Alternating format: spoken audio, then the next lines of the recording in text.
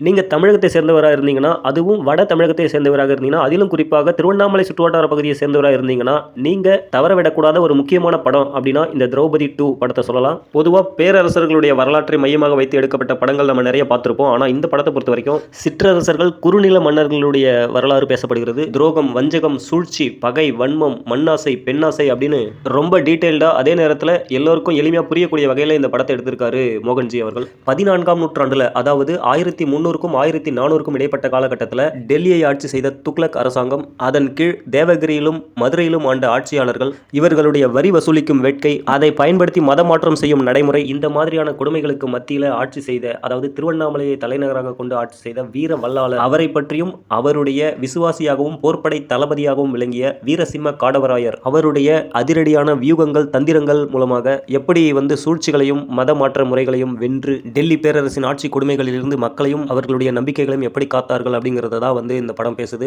First of கொஞ்சம் slow ட்ராமாவாக இருந்தாலும் second half வசனங்களாலும் திரைக்கதையாலும் பிரம்மாண்டத்தை கண்முன்னே காட்டுற அளவுக்கு இருக்குது.